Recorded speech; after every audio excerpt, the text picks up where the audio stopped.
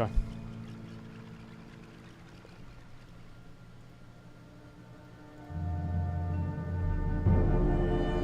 Hey guys, what's up? Madseason here, back with another episode Is this the Grand in the Hardest Marshal Grind series. No, not that kind Let's of grinding. In the last episode, we went over the Insane title in its original form, pre-Cataclysm. A pretty extreme grind, but there are others that some would argue are just as tough, if not tougher. It's not... Oh, sorry, I didn't mean to click ahead. It was not that hard. Hey guys, like, in the last Insane episode, was not that hard.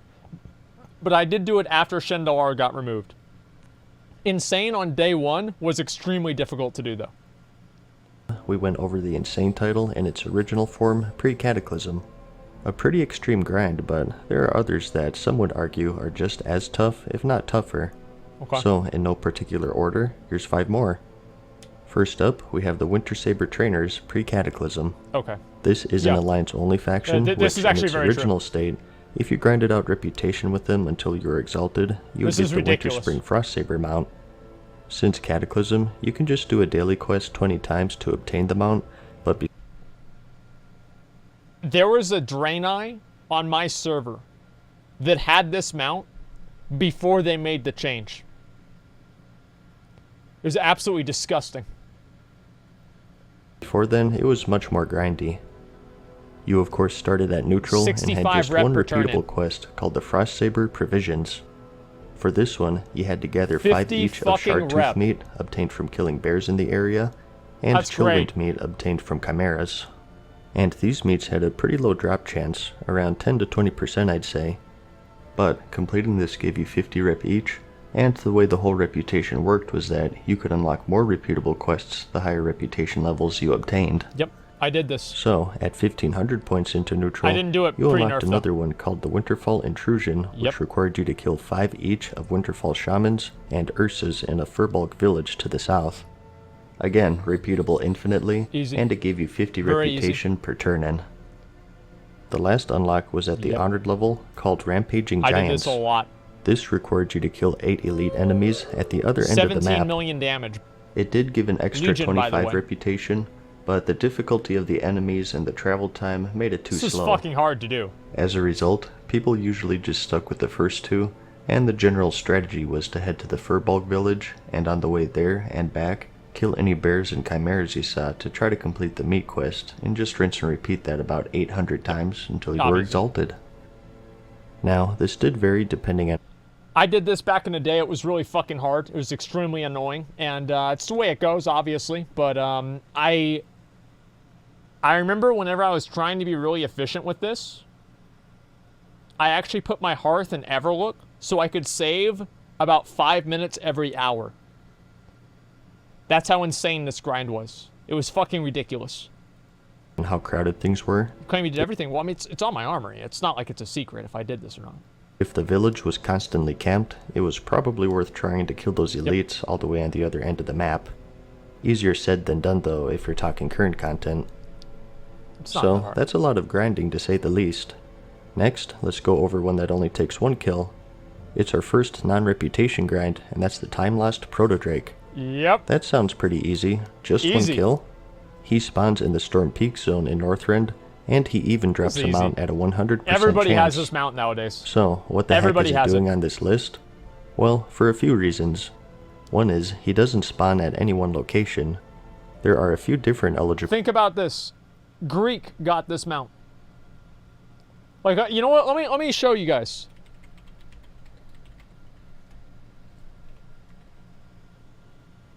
Look at this right here. Time Lost Proto Drake. 7 years ago. Greek God X.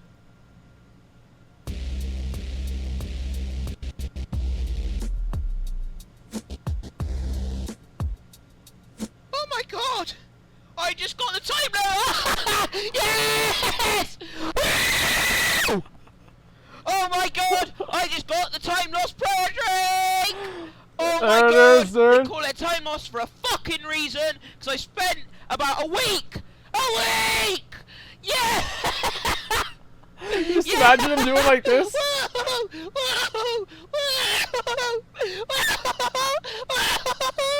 Yes! Yes! I come back from eating lunch. I was like, you know what? I'll have some lunch. I come back all I could hear was this, right? This is what I could hear, alright? This is my add-on. This is what it finds, right? Add-ons, NPC, I could hear this. And I was like, ah! Ah! I had the same add-on. I literally had the exact same add-on. That thing, and I shit myself! Ah! Okay, guys, I'm gonna make a Minecraft video pretty soon. Love you, bye. Okay, there you go. That was a great video. So yeah, Greek God X, the WoW legend, he actually almost got the Time Lost Proto Drake before me. Actually, he might have. He might have gotten the Time Lost Proto Drake before I did. I really hope that's not the case. I've been farming it for 10 years and I still don't have it. Then you haven't been farming it for 10 years. Full spawn points. And he doesn't sit still. He patrols the area on a set flight path, and you have to keep an eye on about 50% of the zone. He also has a respawn timer that varies between 8ish to 20ish hours. It seems random. Okay. But he doesn't always spawn. He actually shares a spawn with another flying dragon called Viragosa, and no one cares about her really. It's also not a 50-50 chance. In fact, it seems like the Proto Drake is almost a rare spawn of Viragosa, meaning that normally Viragosa spawns at these points, and the Time Lost has a small chance of spawning instead. That's a very good. And to top it all off, even to this day, nearly 9 years later, it's still heavily camped, and if you go to the Storm Peaks, you're pretty much guaranteed to have multiple people waiting at each spawn point.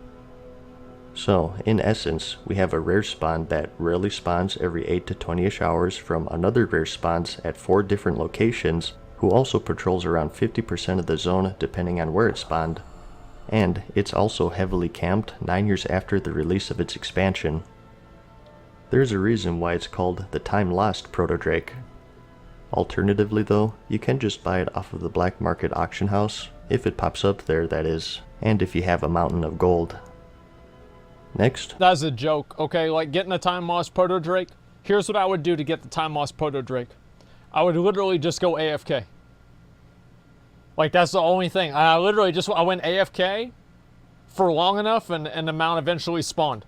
Like it wasn't really a grind. You just had to sit there for a long time. And our spawn time was nerfed. I don't even fucking know, because nowadays, if one person tags the Time Lost Proto Drake and you're in a group of 5 people, all 5 people get the mount. You guys might not know that, but yeah. So you should farm the Time Lost Proto Drake in groups of 5. That way everybody gets the mount.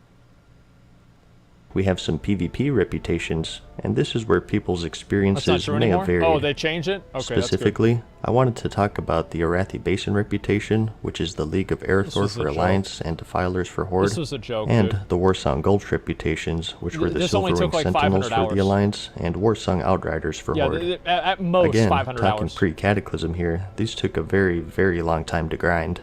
I think they still take a decent amount of time to get to Exalted, but before the release of Crossrealm Battlegrounds way back when, it was ridiculous.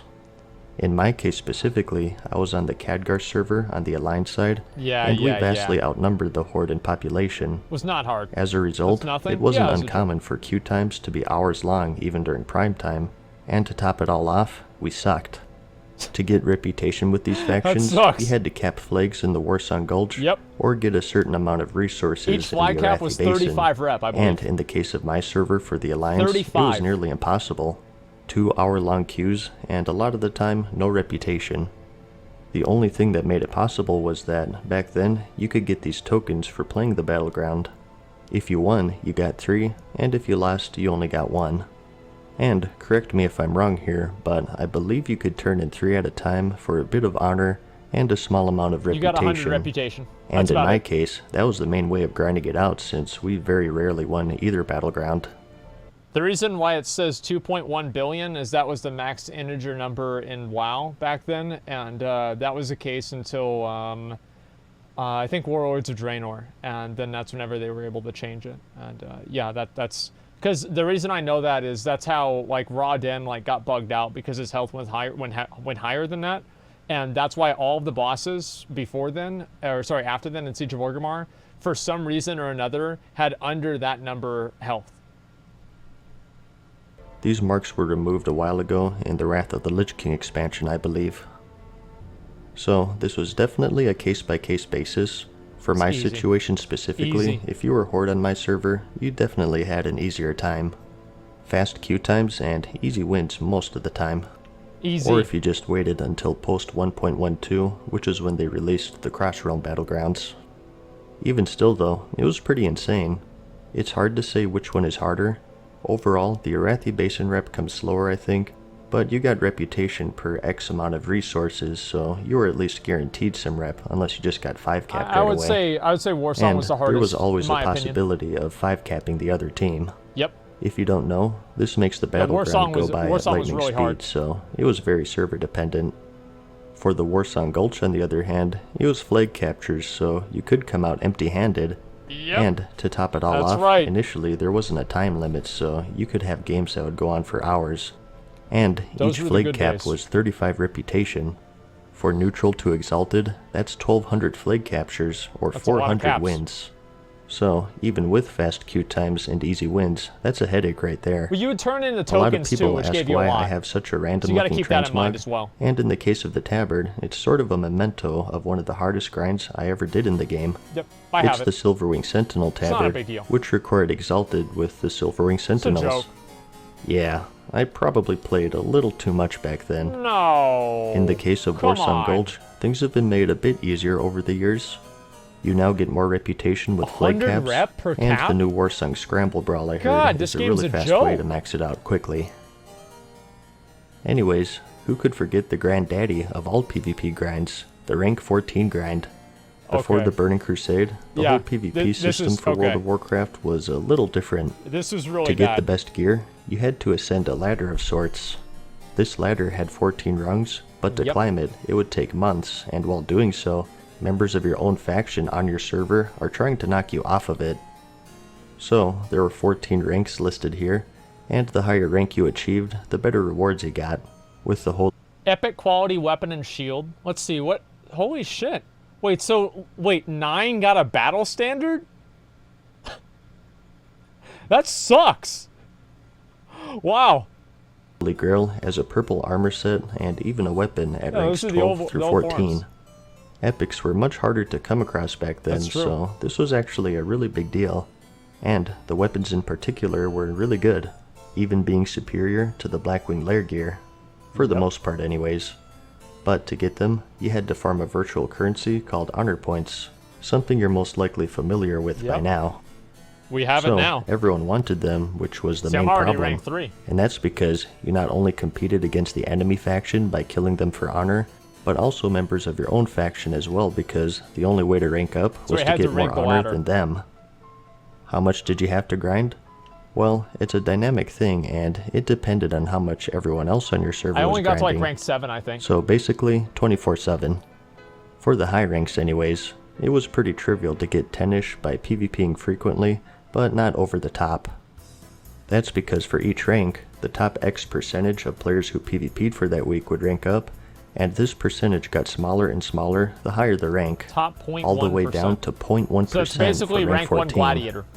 I won't go into the actual calculations and equations themselves since they're pretty intricate and complicated. Holy shit. Just believe me when I say that you really did need to go just about 24/7, and it was pretty common for people to account share to reach it. So I didn't know anybody who didn't account share to get rank 14. There was this one guy, he was my guild master, and he got Grand Marshal on 2 characters. Yeah. He got Grand Marshal on 2 characters, and he had a brother who couldn't speak English. And he would just have the brother who couldn't speak English play the game for him. And he would play while he was at work, while he was even in meetings at work. He would have the brother play while he was driving home. And at some point, I think he was actually playing the game while he was driving home. I'm not sure really how that happened, but somehow that's what he said. So somebody told me. This guy would basically never go offline. Grand Marshal on 2 characters. Constantly wanted to be queued for Battlegrounds, and while in queue, World PvP. And to make matters worse, there was something called dishonorable kills back then. You would get these by killing low-level quest givers and vendors of the enemy faction, and they would have a negative impact on your current honor rank. This was so fucking bad. They were very easy to kill by accident in the chaos of World PvP, And you had to be so careful or you'd lose a day of progress in one button. And even if a party member killed one, you too got credit for it. So if all of this wasn't ridiculous enough, awful. if you can actually believe it, initially awful. to continue using these weapons and armor, you had to retain your rank. So even if you completed this insane grind, you were still competing with your server, and if you didn't PvP, you would D-rank and thus be unable to use your weapons and armor. Wait, what? Really? What, really? I don't remember that. I don't remember that at all, dude. Until they changed it. Oh, okay, well, whatever. Luckily, though, they came to their senses on that one and made it so you just needed to reach the rank to buy the gear. That's good. And from then on, if you D-ranked, you could still use it. Now, I know it's an arguable thing, but personally, I think the rank 14 grind was the biggest grind to ever have existed in the game. Say what you want about the insane title and all of these rep grinds, at the end of the day, you can make progress with them.